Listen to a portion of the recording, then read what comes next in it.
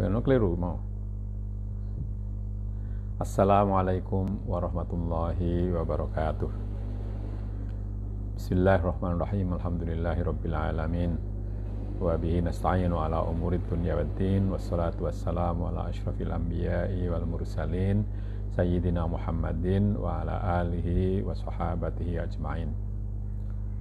Saudara-saudara, marilah kita baca Al-Fatihah untuk muallif dari kitab Faidur Rahman Yai Soleh Darat. Lahul Fatihah. A'udzubillahi minasyaitonirrajim. Bismillahirrahmanirrahim. Alhamdulillahirabbil alamin. Ar-Rahmanir-Rahim. Maliki yaumiddin. Iyyaka na'budu wa iyyaka nasta'in. Ihdinas siratal mustaqim. Siratal ladzina an'amta 'alaihim ghairil maghdubi 'alaihim waladdallin. Amin. Bismillahirrahmanirrahim. Ini kelanjutan dari apa yang dibaca kemarin. Ada hikayah. Hikayah itu artinya cerita ya, tetapi ini maksudnya adalah semacam anekdot begitu. Setuhune Sayyidina Musa wa Khidir alaihissalam, alaihi wassalatu wassalam, nalikane ana ing kapal mongko teka manuk ijo mencok ana ing tiang kapal. Jadi pada waktu Nabi Musa dan Nabi Khidir alaihi wassalatu wassalam berada di atas kapal, lalu tiba-tiba ada seekor burung berwarna hijau hinggap di atas tiang kapal. Maka nuli nyamber marang segoro, nyawuk banyu segoro kelawan cucuke. Lalu mengambil burung itu menyambar ke laut dan mengambil air dari dengan paruhnya. Lalu Sayyidina Khidir berkata kepada Nabi Musa alaihissalam, "Ya Musa, kalam Allah, ana dening ilmu jenengan dikula ilmu niku kula sedaya den nisbahaken kelawan ilmune Allah iku kados dene manuk kang nyamber banyu segara iku." Kata Nabi Khidir kepada Nabi Musa, "Wahai Musa, perbandingan dari ilmu Tuhan dan ilmu saya dibandingkan dengan ilmu Allah itu seperti tadi air yang diambil dengan paruh burung itu dengan air lautan. Jadi apa yang kita ketahui itu sebenarnya sangat sedikit dibandingkan dengan apa yang diketahui oleh Allah. Utawi sifate wong mukmin muttaqin kang wis nunggang jaran huda iku sak tingkae polae kabeh dadi ibadah. Jadi orang yang mukmin dan muttaqin yang sudah naik ke kuda huda, yang maksudnya sudah berjalan di atas petunjuk Allah, itu apapun yang dilakukannya itu menjadi ibadah. Hingga lamun tumeka marang nggon maksiat, ya dadi leren maksiat lan dadi tobat wong kang maksiat. Sehingga hatta ketika orang itu masuk ke tempat maksiat, maka maksiat pun berhenti di situ, lalu orang yang bertindak maksiat itu tobat karena kedatangan orang itu. Lan lamun mlebu marang, nah ini bahasanya vulgar ya, tapi ya saya baca saja. Lan lamun mlebu marang palonten masalan, maka iya dadi tobat lontene. Kalaupun itu masuk ke bordil, ke rumah bordil, maka WTS-WTS-nya pun akan tobat. Maka ikulah artine hadis qudsi fabi yubsiru wabi yasma'u wabi yantiqu. Itulah makna dari hadis qudsi yang dikatakan kalau kalau Allah sudah mencintai seorang hamba, maka Allah akan menjadi menjadi penglihatannya yang untuk melihat, menjadi pendengarannya untuk mendengar, dan menjadi lidahnya untuk berbicara. Ya, tegese ingsun ngreksa pangrungune lan ingsun ngreksa peningale lan ingsun ngreksa pangucape sun reksa andoh saking maksiat. Jadi maksudnya bukan berarti orang itu melakukan maksiat secara zahirnya tapi batinnya tidak, bukan begitu. Tapi Allah menjaga pendengaran, penglihatan dan ucapannya dari maksiat. Meskipun di tempat yang biasa dilakukan maksiat, lalu tidak lagi dilakukan maksiat di situ. Jadi itu kalau orang sudah betul-betul mukmin muttaqin. Berbeda, nah ini yang saya katakan ada bahasa Melayu juga masuk ya. Berbeda wong kang nunggang jalan khudzul lan jaran zulmah. Moko sak tingkae polae kabeh maksiat ya. Hingga lamun teko ing panggonan ing ibadah iya dadi maksiat. Beda dengan orang yang menaiki kuda khudzul itu dibiarkan oleh Allah. Lanjaran dulmah dan kuda kegelapan. Jadi orang yang hidupnya di jalan tadi itu enaknya sendiri, tidak diberi peringatan oleh Allah dan diberikan dalam kegelapan, maka apapun yang dilakukannya itu jadi maksiat. Ya, semua yang dilakukannya menjadi maksiat. Meskipun orang itu datang ke tempat ibadah, maka jadi maksiat juga. Lan ora ono kumpulane angin ahli maksiat zahiron wa batinan. Jadi kumpulnya pun dengan ahli maksiat baik secara zahir maupun secara batin. Monggo nuli kaya-kaya setuhune kawula matur, ya Rabbi wa Sayyidi, menapa tingkae tiyang ingkang sampun angsal huda. Ya. Seakan-akan hamba itu bertanya kepada Tuhannya, ya.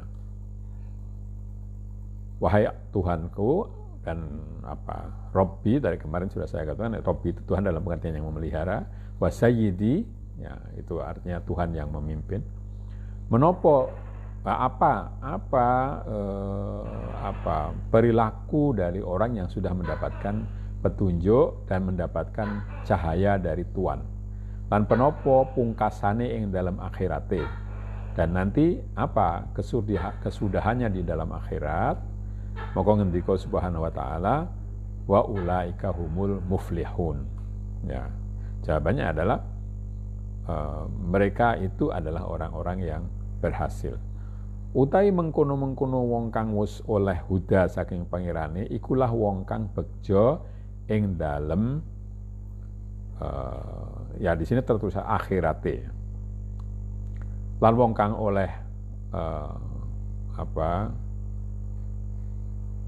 ya di sini tulisannya kalau saya baca apa adanya itu fa ta ya mim alif nun ya. Ya patimane di situ. Saya tidak berhasil menerka itu apa maksudnya, tapi ya nanti saya sambil menerjemahkan saya coba. Adapun orang yang sudah memperoleh petunjuk dari Tuhannya, itulah orang yang beruntung di dalam kehidupan akhiratnya. Dan orang yang orang yang demikian itu mendapatkan mungkin itu saya ragu-ragu, maka saya tambahkan meskipun tulisannya betul-betul akhirat, tapi saya kira itu orang yang mendapatkan keberuntungan di dunia dan di akhirat. Yakni setuhune samroe huda iku zahir ing dalam alam dunya. Nah, ini karena dari ini saya menyimpulkan demikian. Kelawan ibadah, kelawan ridho, tawakal, mujahadah lan liyane saking sifate muttaqin kang wis tinutur. Jadi sesungguhnya buah dari petunjuk yang kelihatan di dunia ini adalah ibadah. Ya, orang itu lalu bisa beribadah dengan ridho, tawakal, lalu bisa mujahadah, ya, dan lain-lainnya yang sudah disebutkan sebelumnya. Lan samrai muflihun iku zohir ing dalam alam akhirat, sedangkan kan kemarin kan ulaika ala hudam mir rabbihim wa ulaika humul muflihun, ya. Samrai muflihun iku zohir ing dalam alam akhirat, sedangkan buah dari muflihun itu ya muncul atau kelihatan di dalam alam akhirat. Karena maknane falah iku wong kang bagus pungkasane kelawan ono matine kelawan tauhid lan ma'rifah. Karena makna dari falah itu adalah orang yang baik akhirnya, baik akhir dari hidupnya. Dengan matinya itu mati dalam keadaan tauhid dan ma'rifah. Mongko dadi hasile falah ing dalam akhirat. Jadi falah itu terjadinya nanti di akhirat. Lan hasile huda ing dalam alam dunya. Sedangkan huda itu adanya di dunia. Jadi ulaika ala hudan mir rabbihim, menjalani kehidupan yang dengan petunjuk Allah, dengan bimbingan Allah. Wa ulaika humul muflihun, nanti di akhiratnya dia akan berhasil. Tetapi ini mulazamah, ya. Tetapi keduanya itu apa? Mulazamah itu kalau yang satu dapat, yang satu dapat juga. Kalau yang satu tidak dapat, satu tidak dapat juga. Itu namanya mulazamah. Semongso-mongso wujud huda iya oleh falah yang dalam akhirat. Lan semongso-mongso sepi huda mongko ora oleh falah yang dalam akhirat. Jadi itu tadi mulazamah tadi. Kapan ada huda, ada petunjuk, ada jalan lurus yang dialami manusia, yang diikuti manusia, maka dia akan mendapatkan keberhasilan di akhirat. Dan sebaliknya, kalau sepi dari huda, kalau tidak ada huda, maka tidak akan dapat keberuntungan atau keberhasilan di hari kiamat. Balik namanya syaki, krono warnane anak Adam iku rong werna, sa'id wasaki, ya. Nah, kalau yang tidak falah itu namanya syaki, orang yang celaka, begitu ya. Karena anak Adam itu hanya terbagi menjadi dua, apakah dia itu sa'id atau syaki. Sa'id artinya berbahagia, syaki itu ya lawannya menderita atau celaka. Itu. Lalu diberi penjelasan, utawi sa'id iku wong kang wong kang huda ing dalam dunyane, maka dadi saadah akhirate. Ya, ini diringkas saja. Jadi sa'id itu adalah orang yang ya mendapatkan petunjuk di dalam dunianya, maka di akhiratnya mendapatkan kebahagiaan. Utawi syaki iku wong kang ora oleh huda dunyane, mongko balik mahzul, mongko cilaka pungkasane. Sedangkan syaki adalah orang yang tidak memperoleh huda di dunianya, bahkan lalu mahzul, yaitu ditinggalkan. Mahzul itu artinya dilepaskan,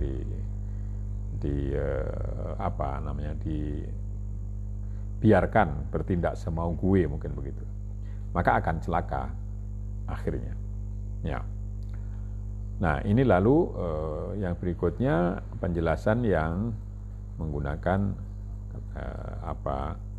menggunakan tafsir isyari itu, ya.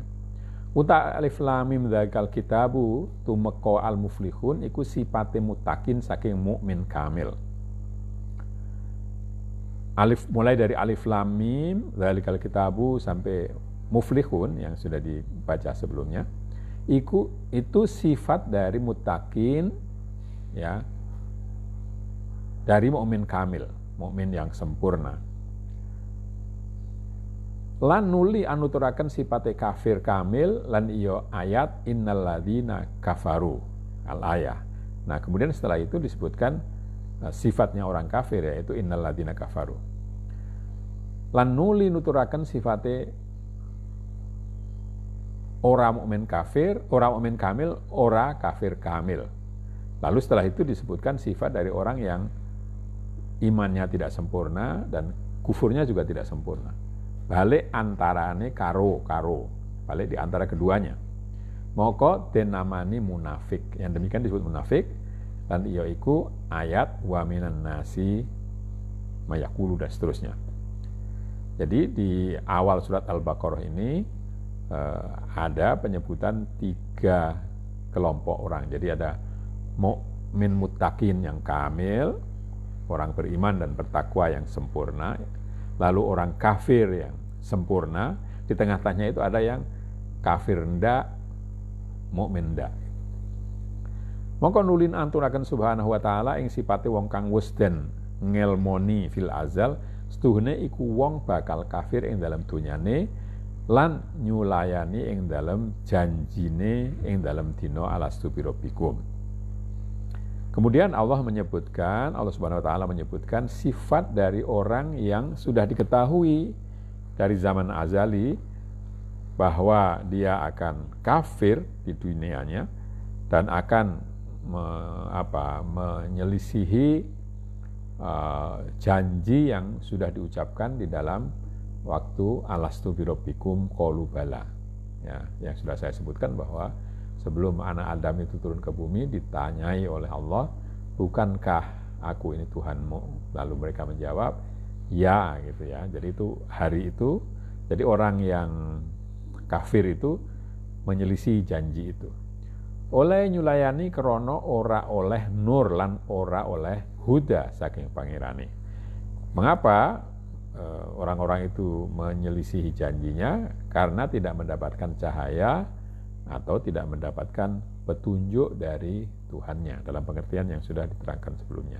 Maka ketika Allah Subhanahu wa taala lalu maka dikatakan pada ayat berikutnya, innalladzina kafaru sawaun alaihim a'anzartahum am lam tunzirhum la yu'minun. Sesungguhnya orang-orang kafir itu baik kau beri peringatan atau tidak akan beriman. Ini pengertiannya. Setuhune wong kabeh kang wis padha kafir ing dalam ilmullah fil azali nalikane wis wujud alam donya iku padha uga anuturi sira Muhammad ing wong iku kabeh utawa ora nuturi sira ya Muhammad ing wong iku kabeh iya ora gelem ngimanaken ing sira. Sesungguhnya orang-orang yang sudah kafir dalam pengetahuan Allah dari sejak zaman azali sudah diketahui bahwa dia akan kafir.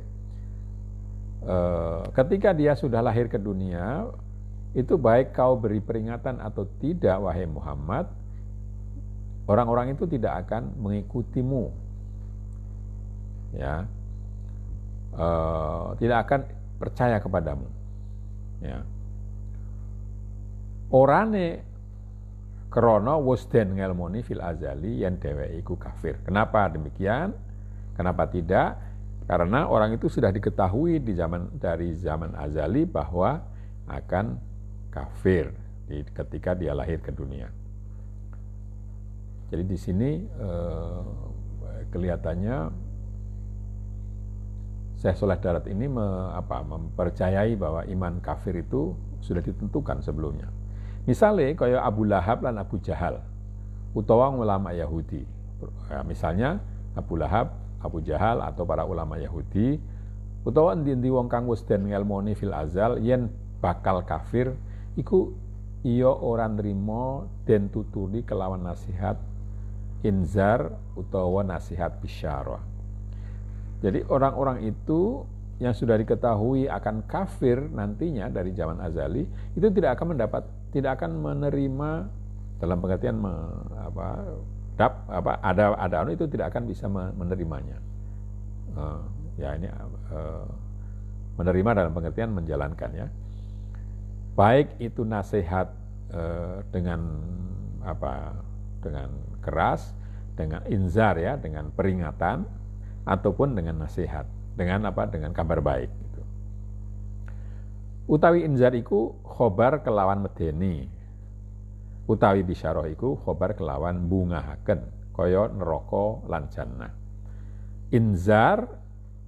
Inzar itu adalah kabar yang menakutkan.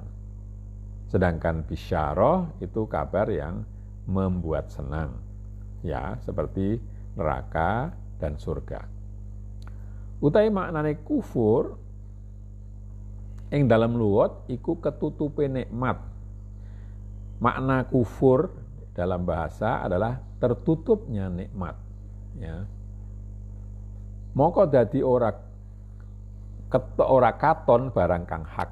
Karena tertutup itu lalu barang yang hak, yang benar tidak kelihatan. Lan utawi maknane kufur ing dalam syara iku anutupi hak lan batil. Sedangkan di dalam syara kufur itu artinya menutupi yang benar dengan yang tidak benar. Moko dadi gorohaken ing barang kang den gawa Nabi Muhammad sallallahu alaihi wasallam saking khobar akhirat utawa hukume kang ana ing dalam Quran. Maka tadi karena menutupi kebenaran dengan kebatilan, maka orang itu lalu mendustakan apa yang dibawa oleh Nabi Muhammad SAW dari kabar akhirat atau hukum yang ada di dalam Quran. Ya, karena tadi itu kafir di situ artinya menutup. Jadi pengertian kafir itu sendiri artinya menutup. Makna al-isyari, makna isyari. Utawi hakikati kufur iku iya iku apes lan ingkar ing rububiyatillah kang wus ikrar manusia kabeh ing dalem arwah dunyane atau dinane alastu birabbikum qalu bala. Sedangkan hakikat kafir atau kufur itu adalah lemahnya seseorang dan mengingkari ketuhanan Allah, rububiyah ya, yang sudah diakui manusia di masa tadi alastu birabbikum qalu bala. Lan padha ketutupan manusia ing dalam atine sebab ngamale kang bangsa nafsania lan padha ngrusakaken ing asal fitratallahi allati fatarana nas 'alaiha. Den rusak kelawan kelakuan bahimah lan kelakuan sabuiyah lan syaitoniyah. Orang yang begitu lalu tertutup hatinya karena karena perbuatannya yang bersifat nafsu, yang didorong oleh nafsu, yang digerakkan oleh nafsu. Ya, mereka itu lalu merusak dari asal fitrat manusia, asal bahwa manusia itu bersih, suci. Ya, fitratullahi allati fatarana nas 'alaiha adalah fitrah Allah yang diciptakan manusia, yang Dia ciptakan manusia itu di atas fitrah itu. Beragama atau iman itu sebenarnya fitrah dalam arti itu. Jadi kalau orang lalu mengikuti nafsu, nah fitrah itu hilang. Dan rusak kelawan kelakuan bahimah, ya dirusak dengan tindakan ternak, ya, dan dengan kelakuan binatang buas serta kelakuan setan. Ya, ini ada tingkatan ya. Kalau bahimah itu dia bahimah itu makanannya tumbuh-tumbuhan ya. Jadi dia katakanlah dia hanya hidup tapi tidak merusak, tidak menyebabkan makhluk lain itu terganggu, itu bahimah. Tapi kalau sabu'iyah itu yang makan darah dan daging ya, jadi yang makan dari binatang lain, jadi merugikan yang lain. Tapi sabu'iyah itu hanya untuk kepentingan hidupnya ya. Harimau itu makan, kalau sudah kenyang dia tidak makan lagi. Dia membunuh untuk dimakan ya. Jadi ada tingkatan tadi. Kalau bahimah itu dia hanya makan, tidak merugikan yang lain. Sedangkan sabu'iyah itu merugikan yang lain, tapi hanya untuk agar dia bisa hidup. Lalu syaitoniyah yang ketiga ini yang syaitoniyah itu dia membuat orang lain membuat makhluk lain itu menyimpang atau tidak menjalani ketaatan kepada Allah, dan itu tidak menguntungkan dia sama sekali. Jadi itu lebih jadi membuat kerugian tanpa dia mendapatkan keuntungan, itu syaitan. Ya. Jadi kalau tadi itu ada tingkatannya, bahimah itu tidak membuat kerugian, dia hidup untuk dirinya sendiri. Tapi kalau sabu'iyah itu merugikan, tapi sebatas bisa hidup dia. Sedangkan setan itu merugikan yang lain meskipun dia tidak mendapatkan apa-apa. Dan untuk hidupnya dia tidak perlu merugikan orang lain itu. Qala ta'ala bal rana ala qulubihim ma kanu yaksibun. Allah berfirman, bahkan orang yang seperti itu, orang yang kehilangan fitrahnya karena melakukan tindakan bahimah atau kelakuan sabuiyah atau syaitoniyah, itu tertutup hatinya ya oleh apa yang mereka kerjakan. Ya, utawi sebabe mangkono kabeh tatkalane kersa subhanahu wa ta'ala anjodoaken ing roy Nabi Adam kang mulya kang suci den jodoaken kelawan nafsu insani. Itu terjadi ketika Allah berkehendak menjodohkan roh Nabi Adam yang mulia. Ini asalnya roh itu tidak berjasad ya, roh itu tidak punya wujud fisik. Roh yang suci itu dijodohkan dengan nafsu manusia. Mongko nuli ningali arwah kabeh marang ponco ndriyane anak Adam kang 5. Lalu roh itu melihat panca indera kita. Ya, namanya panca indera itu 5 ya, penglihatan, pendengaran, penghiduan, pencecapan dan perasaan. Maka ono pamadangi hawasul khoms iku marang alam syahadah lan alam surah. Maka dengan itu, dengan 5 indera itu alam syahadah dan alam surah itu bisa ditangkap. Mongko nuli lali roh kabeh lan nuli ketutupan roh kabeh saking barang kang den kulinaaken dening roh. Ya, jadi tadi roh tadi kan suci, masuk ke dalam badan, lalu menggunakan itu, lalu dia mendapatkan panca indera, lalu panca indera itu melihat dunia yang indah ini, melihat gambar-gambar dan melihat bentuk-bentuk dan seterusnya, lalu dia lupa pada kesucian dirinya. Mongko nuli den gandeng roh lan den temoaken roh kelawan nafsu hayawaniyah. Tadi kan pertama ketemu indera. Lalu setelah itu, setelah dia lupa, lalu yang berikutnya dia ditemukan dengan nafsu hewaniyah. Mongko banjur seneng roh lan aring roh kelawan kulinane nafsu. Mongko nuli lali roh saking asal awake suci sebab kumpulan jodohan kelawan nafsu insan hayawani. Maka ini juga makin lupa lagi dia setelah ketemu dengan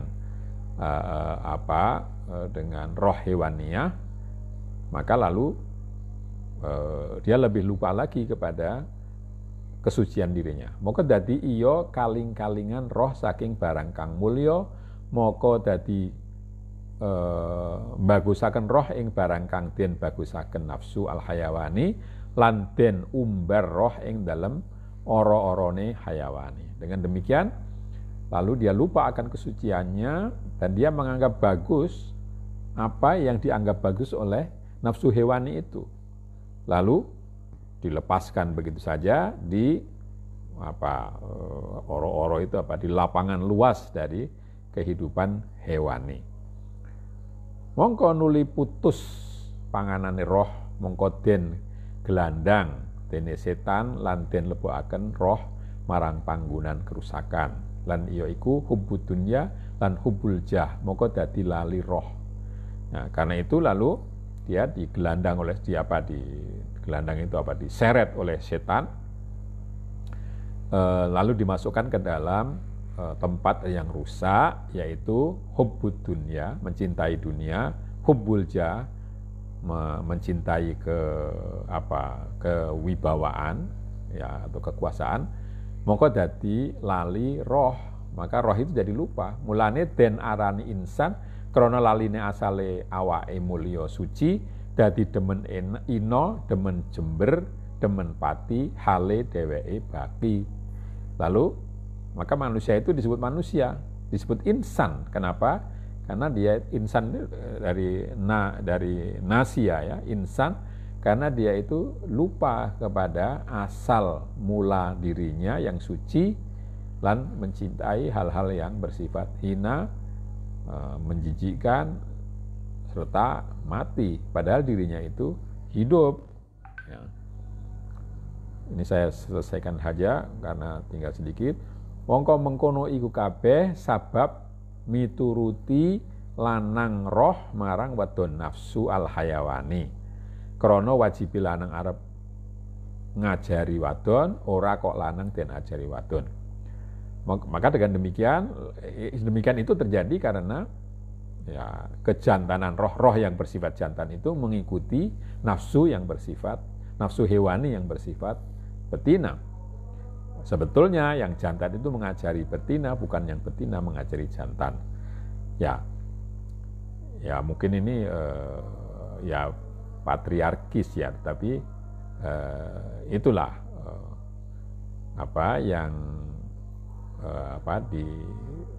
banyak dipikirkan orang di zaman dulu ya.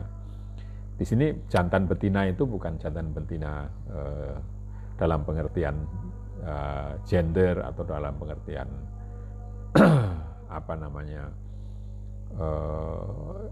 fisik laki-laki perempuan, tapi di sini dalam ya untuk menyebutkan saja bahwa mestinya roh itu yang mengarahkan nafsu, bukan nafsu yang mengarahkan roh. Ya. Saya kira sampai di sini. Saya ingin mengatakan lagi bahwa kalau ada pertanyaan itu tolong disampaikan melalui Facebook, apakah dengan komentar, melewati komentar atau melewati pesan. Saya lebih suka dengan pesan karena itu segera bisa saya temukan ya. Tapi kalau dengan komentar itu harus baca semuanya. Demikian kita akhiri dengan bacaan hamdalah. Alhamdulillahirabbil alamin. Kurang lebihnya minta maaf. Akhirul kalam. Wassalamualaikum warahmatullahi wabarakatuh.